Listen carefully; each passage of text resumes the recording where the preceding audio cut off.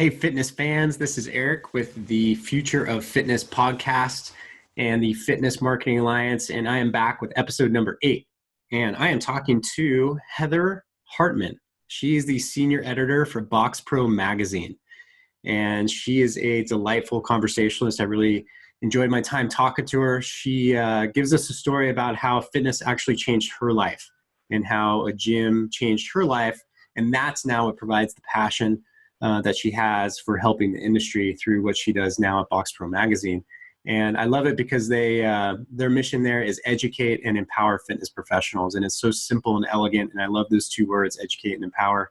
And they do a lot of great content that really is focused on helping fitness professionals do better business and get more clients. So it's great. She's also a professional journalist.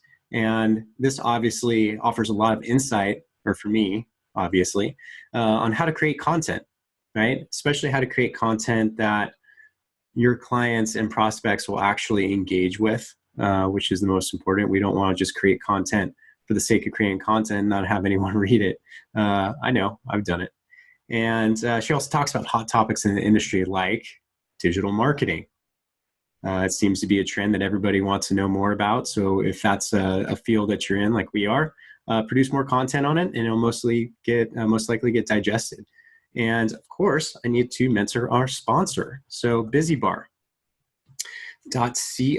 BUSYBAR.co. So I've been eating a lot of the peanut butter. Love it. It's only 1 gram of sugar. It's grass-fed whey protein with only 6 net carbs and 9 grams of fiber. So it's a great snack for people who are super busy and you only have a few minutes, but you don't want to run for a Snickers or something like that. This is the alternative, and it's really good for you, and it's delicious. And like I said, I have a peanut butter problem, so falls right in line with that. So if you go to their website, www.busybar.co, and you enter in the promo code FMA10, as in Fitness Marketing Alliance 10, you get a 10% off on every product, every order for the rest of time.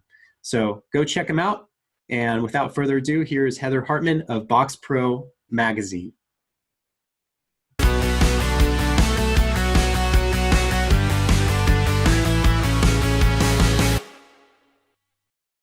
everybody, this is Eric with the Fitness Marketing Alliance, and today I have the extreme pleasure of talking to Heather Hartmann, the editor of Box Pro magazine.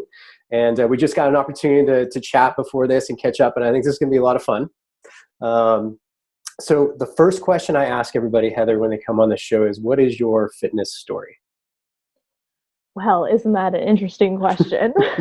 So my fitness story probably begins, I would go back to high school, and I played sports in high school, I was a soccer player, and then I went off to college, and fitness died for the most part. I think the most fitness I did in college was Jillian Michael DVDs in my dorm room when my roommate wasn't there. Nice. Yes, it was concerning. My parents got concerned about my health. I didn't want to admit it, but I was concerned about my health. But there was just nothing that ever kind of drove me to do anything better. I would try and run, and I'd be, tired after a mile. And I wasn't obese or to the point where it was like people were having an intervention in my life. But there was a point where I don't know, fitness just wasn't fun to me. And interestingly enough, at the end of my college career, I actually got an internship with Peak Media, and that is the parent company of Box Pro magazine. Cool. And I applied for it, and my parents were like, "You're applying for a company that is all about fitness and business, and you really don't know either of those things." And I told my mom specifically, I'm like, if I'm a good journalist, I can write about anything. And I did for a while. I came down here for about 3 months, actually worked for a sister publication of ours, Club Solutions magazine, which is for health clubs and fitness professionals and fitness centers. And we actually were launching Box Pro as I came on to the company. And I started writing for that a little bit. I never heard of CrossFit before. Didn't even know what that was.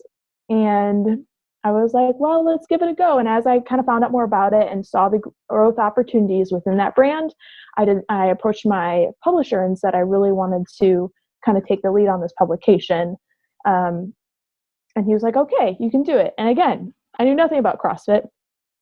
And that summer, I actually went to a couple of CrossFit boxes here in Louisville, Kentucky, visited a couple places to do video and interview the owners and kind of get to know more of the vibe. And the first box I went to, the owner found out I didn't do CrossFit and that I was working for a magazine that wrote to people who own CrossFits. And he was like, something needs to change because you probably should do this. And for a while I was like, no, I don't think so. But he is such a good salesman. I actually wound up joining that gym, fell in love with CrossFit, and I have transformed in the past 3 years doing CrossFit. And I'm pursuing being a coach at my gym now. So awesome. Yeah. So it's actually been an incredible transformation. And I think too, I know you'd asked me prior that, Heather, why do you love what you do? And I told you, a lot of it was to do with passion of the owners and how they're making such positive impacts to change the world. And I think a lot of that passion comes from my own transformation in my own fitness journey, seeing how powerful CrossFit and fitness can be to the health and quality of life of people, that I want to have a hand in that even more so now than when I first started. So it's kind of all intertwined, but my fitness journey has been explosive these past 3 years, and I love it. It's absolutely fantastic. I actually have a competition this weekend, so I'm hoping I don't die. Nice. Is it an individual or team competition? It's a team. It's a partner workout. Okay. So me and my workout buddy are gonna try and get some things done on Saturday. Do you know what the workouts are yet? Yes, they're all horrible, and they're always horrible. They're always horrible. I know, but it's actually at 4 Barrel CrossFit in New Albany, Indiana, and it's a really hard one. I'm like right in between the intermediate and kind of getting expert on some things. Awesome. So it's like something like all the weights are super gonna be fine. I'm gonna be able to lift everything, but some of the movements, they're just gonna crush me. So I'm just looking to have some fun. Yeah, good. That's the best. That's the best. Just knowing that completing your first competition that's the goal, right? And just smile your way through it. Yes. So I remember because I was, obviously an affiliate owner for a long time. I remember when I got my first Box Pro magazine showed up, right? Really? And I was like, finally, somebody's going to talk to us because we need help. And I'm curious, what is Box Pro Magazine's mission? What did they start out to do? What are you guys doing now? How has that changed, or is it pretty much still concrete in what you guys are looking to do? Yeah, so Box Pro's mission really kind of encompasses the mission of Peak Media as a whole, which is to educate and empower fitness professionals. And Box Pro specifically does that to affiliate owners and coaches within the industry of CrossFit. And it's always been consistently that our methods and avenues maybe have changed in terms of what we provide and how we educate, but that mission is constant.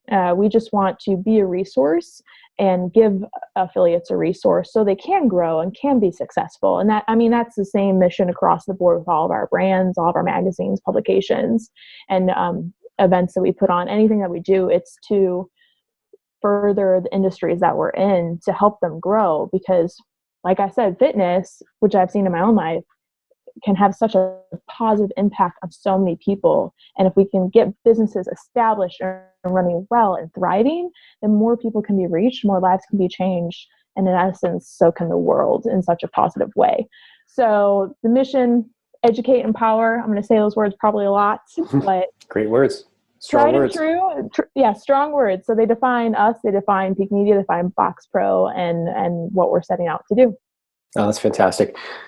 So I'm going to go ahead, Heather, and label you a content expert. Okay. That's great. I love giving you titles to add. Yeah. Throw that on there. Put that in your email signature. How would you emphasize the importance for the fitness pro, right? The people who are listening to this podcast. How important is content for them? From an overall marketing strategy to retention to every aspect of what content can offer them. Yeah. So the content, I know how we use it at Box Pro. It's to educate. So we put stuff out there. We put out podcasts, articles, videos, even photos. And that's all used to educate our audience about different topics, from marketing to programming to education resources that they can utilize for themselves. But it's all comes back to educating. And I think a lot of times that's what the Fit Pro needs to look at is content can be used in your business, your gym, your fitness facility to educate members, to educate staff. I mean, that is what content is all about. It's providing that information. And I think sometimes we can get caught up thinking we need to, do stuff or go to seminars or things like that. But a simple blog can be really impactful when it comes to membership or member retention or reaching new members or educating your staff. I know plenty of owners who will send out a 5-minute, hey, here's a quick tip to their staff, once a week or even a daily message. And that short content can be super impacting to a business on both the staff side and the member side as well. So does that make sense? Yeah, it makes total sense. If you had to put a bigger emphasis on either consistency of content or quality of content, what would you put it? I mean, I know they're both important, obviously, right? They are both important, yes. But what would you put the bigger emphasis on? Yeah, I think for me personally, it always comes down to quality, because if you're consistently putting out bad content, no one's going to care. So, but if you are putting out quality content, having that, substantive article coming out every so often, like people are going to be like, wow, this person knows what they're talking about. I know. So Invictus, which is a great gym in the CrossFit industry, CJ Martin, their founder, explained to me in the early years of them growing, I mean, they did kind of have a consistency going for them, but they would actually blog. And they blogged like 6 days a week and just put out article after article. And this was when the industry was very new. But he said one of the reasons why their brand really took off and got established was because they had such substance to their articles. They were quality pieces. And if that doesn't exist, of course, people are going to seek that out. So, if you're going to be putting stuff out there that's just kind of the same as everything else that's out there, why would people click on that or read that versus maybe something that you've spent time on or, gotten information that they can't find anywhere else. So I would probably vote quality. I mean, like you said, I think both are important. And if you can accomplish quality and consistently producing quality on a certain schedule or on time frame, that would probably be the best. But I'm a quality person, so awesome. That's what I would say. Yeah. Okay. So let's expand on that a little bit. Let's say I'm Joe Fitness Pro, right? A couple of years in the industry, and I'm like, okay, I want to create content. I want to create good content. Where do I start? What do I do? I sit in front of my computer and I stare at it. Right? What do I do? How do I get started? What's the plan? Is there a thought process that you go through of who are you talking to? What are they like? Talk to me about that process. Yeah, for sure. Well, Joe, first go get a cup of Joe. That's what I would say. Go get some coffee, fuel your brain.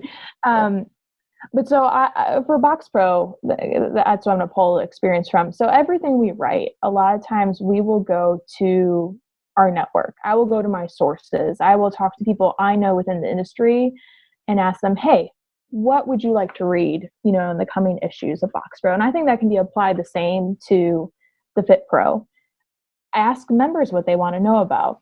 Ask questions on social media, in a survey to their faces. I think first and foremost, if you just ask or even just listen to maybe the questions people are having on the fitness floor, maybe the things you're hearing your personal trainers talking about and wondering about, maybe questions that have come up in staff meetings. I think even just that listening aspect can really start to give you ideas for content. And you can sit there and then spout it out. You don't have to sit there and twiddle your thumbs and think, what am I going to write about? You can draw from things you've heard, draw from questions you've asked, And because if you ask people and find out what they want to read, then they're going to read it when you produce it. But if you're just putting out there what you think they want to read, it can be a hit or miss. So I do say, like, it's great to write about what you're passionate about, but definitely if you're finding you're passionate about, I don't know, the fungus that grows in the corner of your gym and no one else wants to read about that, you might need to find something else to write about. Like maybe, the equipment, the new equipment coming in that members can look forward to and how to use it, So I just think definitely listening and asking. I know that's how BoxPro has grown, because when we ask our readers what they want to read about, then we're giving them exactly what they wanted, so they're going to read it. It makes sense. Yeah. Yeah. I think that's a great insight. And I think it's an actionable item that people can take today and say, hey, you know what? I'm going to go talk to my clients and hear what they want. Chris Cooper, who we talked about earlier, he writes every day to his email list, and he's got a great thing. And he gave me the insight on it. I'm not sure if it's his originally, but he calls them love letters. He picks a specific person in his mind that he's writing to, and he writes to them every day. And then upon that, generally he gets feedback from his emails, and then he writes that on the next day. So it's just this ongoing thing. And I think the biggest thing for most people is just to get started. It's a different kind of fitness within itself, as you have to, be creating content. And it's just like going to the gym. It has to be consistent, has to be quality, but you just have to continue to do it, and it'll get better and better. Yeah. Yep. I think that's true too, what you said. They just got to get started. I mean, Sometimes you can have so much planning that you just never take that first step, and then everything piles up and stalls and nothing ever happens. What would you suggest for the best, like what do you think is the best medium at this time, right? Right now, this is September 2017, right? What do you think is the best bang for buck as far as medium goes for fitness professionals or just business professionals? Goodness, isn't that the question that even BoxPro is trying to figure out? Yeah, it is.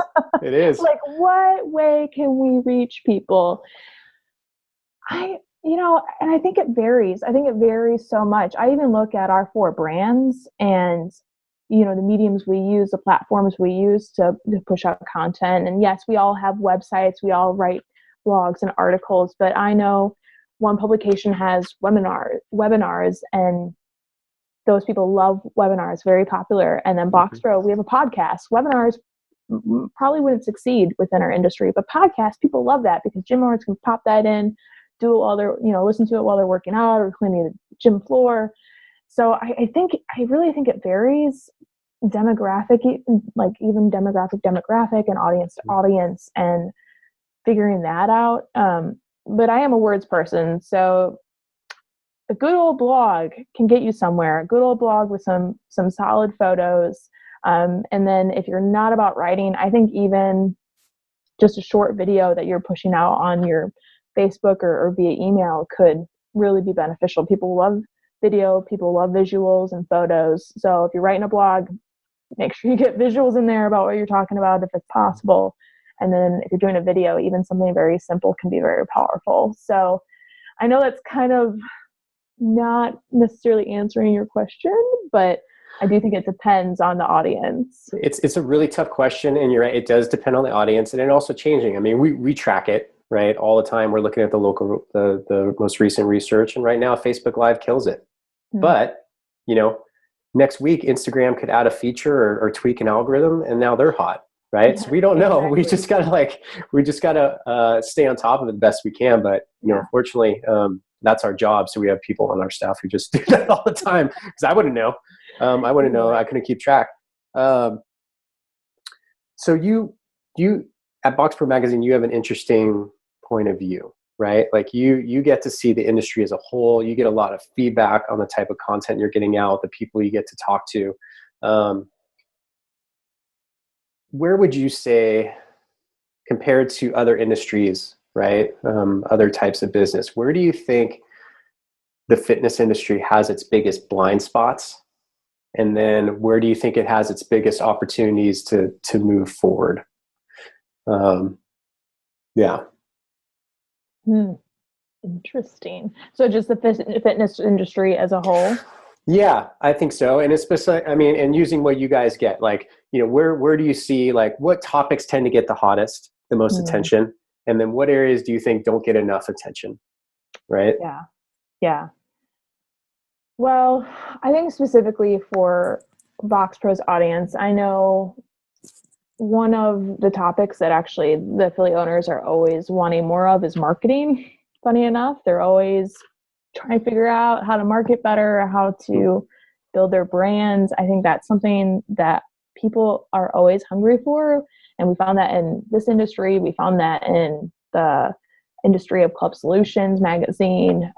Marketing is just a huge, I don't know, consumption when it comes to our audiences.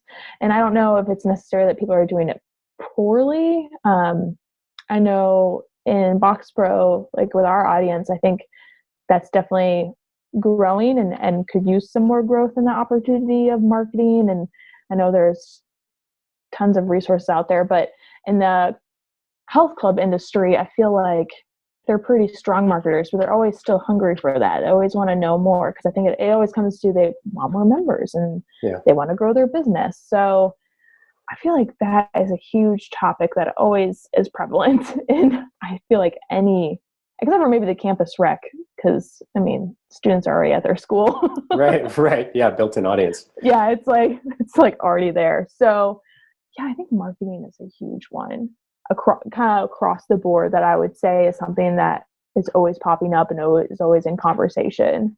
Yeah.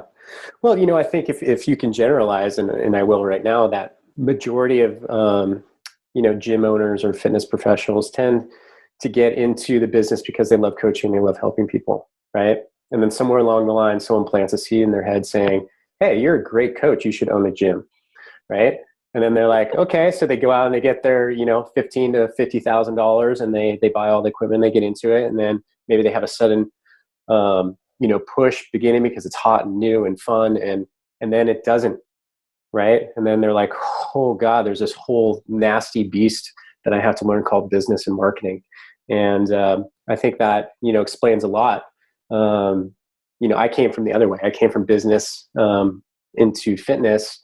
So I had a little bit of luckily a little bit of a stronger background in that. But, what we're seeing nowadays in fitness marketing too, is that, there's a high prevalence for what we call crash diet marketing, right?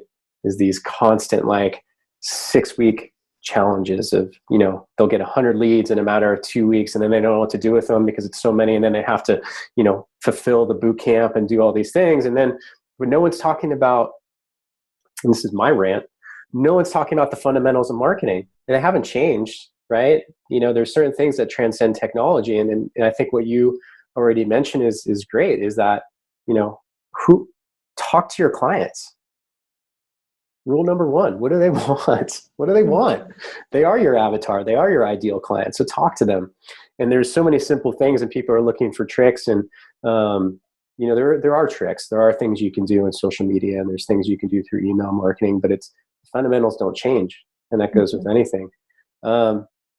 And I think that's funny because, I mean, when you look at the sport of CrossFit, it's all based on fundamentals, and you have to slowly build and slowly grow.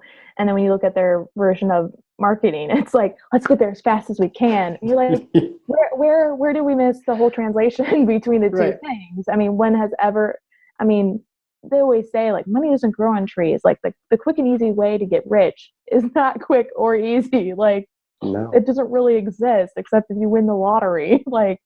So it's interesting looking at that, especially when you put it that way, of the foundations of marketing are just kind of being passed over. And yet we're talking about people who are all about foundations and technique and getting movement right before you move on. Yeah.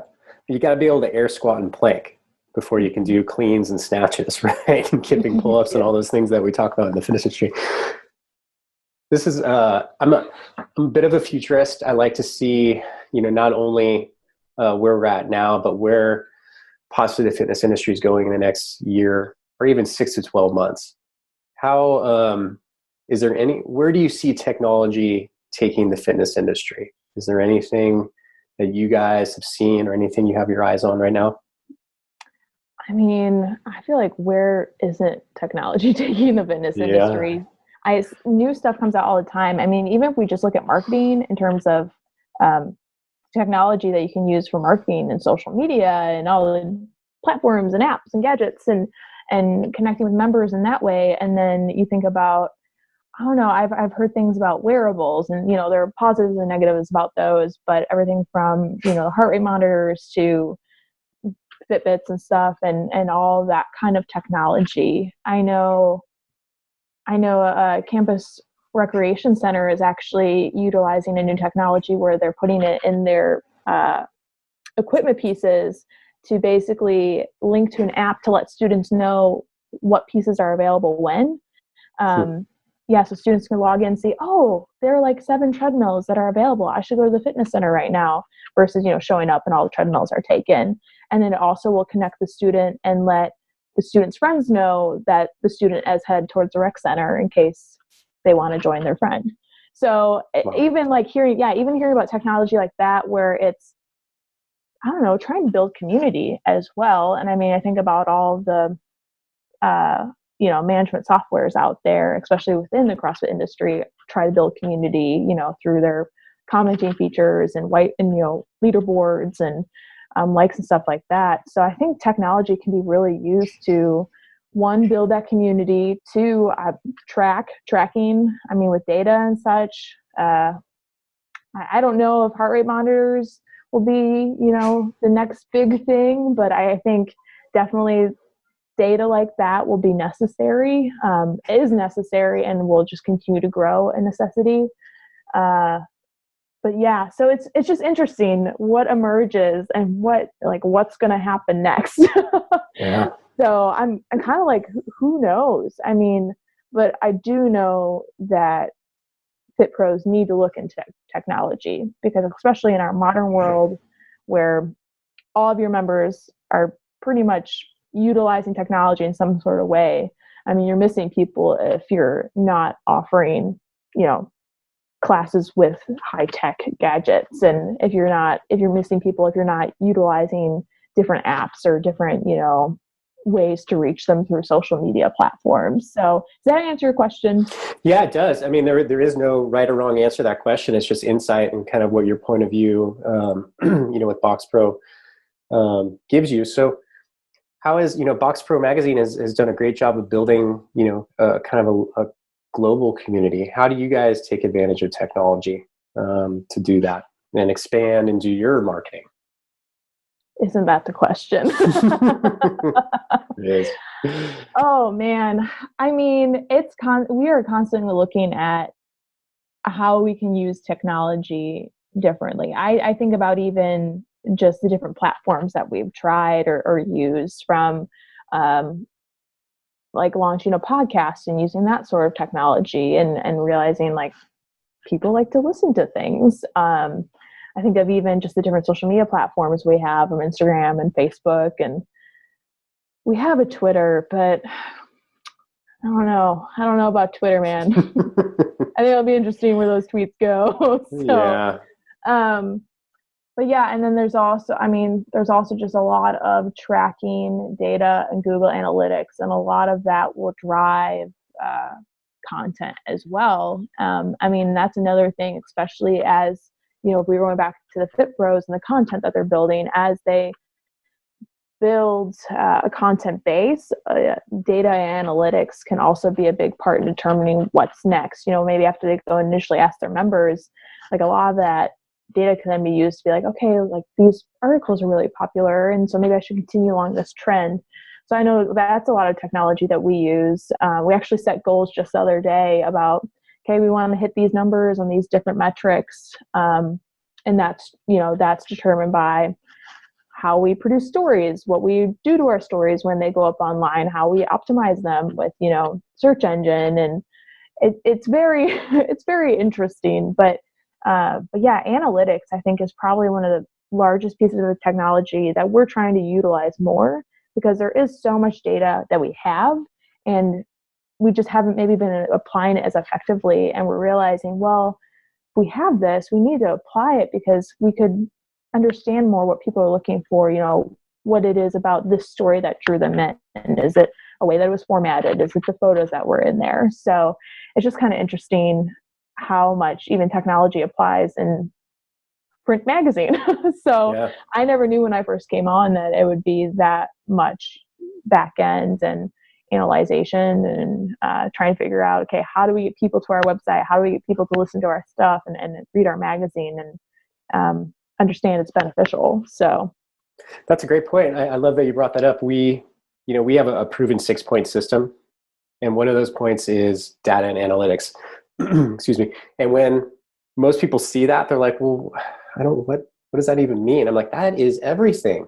That is how we're tracking all of your work. You don't, like, if you're not tracking your progress at the gym, if you're not seeing your numbers, right? If you're not doing, body composition testing once a month for your clients, are you offering them a really good service? How do you know the needle is moving, right? And there's so much you can do now with data and analytics in the marketing world, in the digital space. It's crazy. It would actually blow people's minds of what we can find out.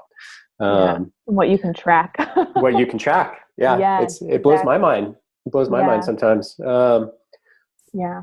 Last question or not the last one, but one of the big ones is where do you see Box Pro Magazine in 2 years? What's your guys' future? Where do you want it to be? Well, I want it to be bigger and better than ever, of course. I would love to. We're in the magazine world. We're a pretty young brand still. Box Pro's only been around for 3 years. It's still very much a wee little baby versus Club Solutions Magazine, which has been established for 15. So I mean, 2 years. There's so much that can happen in them, but it's just continually like I want us to grow and be established and to have a presence within our industry. I want people to see us as a resource. I want us to be beneficial to the owner, and continue to get the feedback we've gotten. And man, I would love to do more podcasts. Print more issues. That would be amazing. Right now we're in a bi-monthly schedule. It'd be great to go to 8 issues a year, even a monthly schedule. But it all comes down to the needs of the audience and what they want.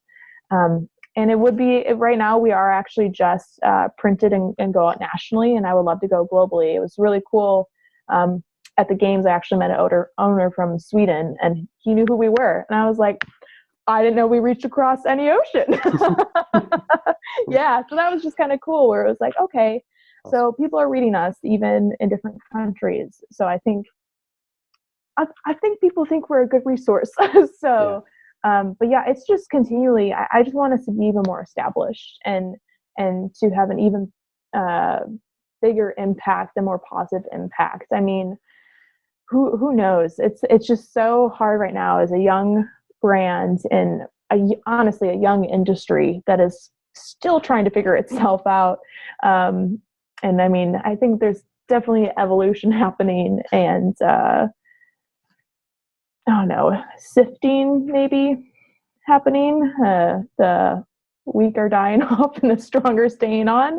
But it's definitely interesting to see where that goes. And I also think the industry is changing, so that who knows what that could mean for Box Pro. But I know that just like affiliates with this industry, I mean, we have to adapt and evolve with them as well.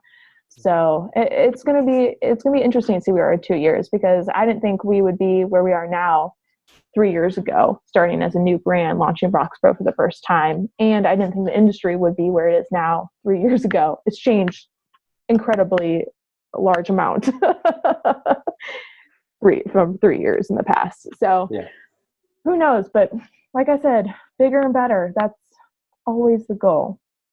Well, I absolutely have no doubt that you guys will. You guys have a great message. You're serving the niche very well. Heather, how do people get a hold of you if they want to ask you some questions or bounce some things off you? No, they can't reach out to me. I don't want to. Of course, I love to talk. That's why I'm in this profession. No, I don't like to talk. I like to ask questions. So if you email me, I will ask you questions. But it is heather@peakmedia.com. And Peak is Peake. That is the best way to get a hold of me. Give me about a day. I get a lot of email. So, but yeah, so you can do that. Find me on Instagram. You can search me on Instagram or Facebook. I might friend you. So, Cool. Awesome. But yeah. So that's about it. Thank you, Heather. This was really great. It was a great conversation, and I think you and I will be talking a lot. So we'll. I think so. You are half bad yourself, Eric. Oh, thanks. Thank you, Heather. I appreciate that. Yeah, I didn't pay her for that. Yeah. No, he did pay me for that. I got $10 in the mail. Yeah. So I need something. No, but thanks, Eric. Yeah, you're welcome. Have a great day. All right. Thank you. Bye-bye. Thank you for listening to this episode of the Future of Fitness podcast and webinar series. We're working really hard here to keep great content coming out, and we'd like to express our gratitude by offering you a free 7-day marketing crash course. So here's how you can claim it.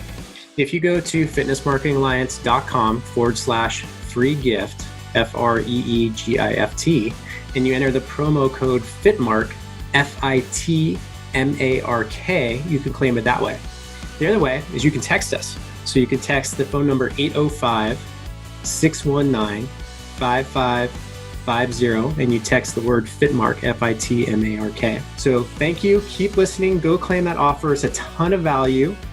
And if you ever want to get a hold of me, or if you have suggestions for guests, topics, or anything else, or if you just want to ask me questions, I always respond. You can reach me at Eric, ERIC, at fitnessmarketingalliance.com. And keep listening. We have a lot more coming down the pipe, and we'll make sure that we're keeping the value great for you guys. And farewell till next time.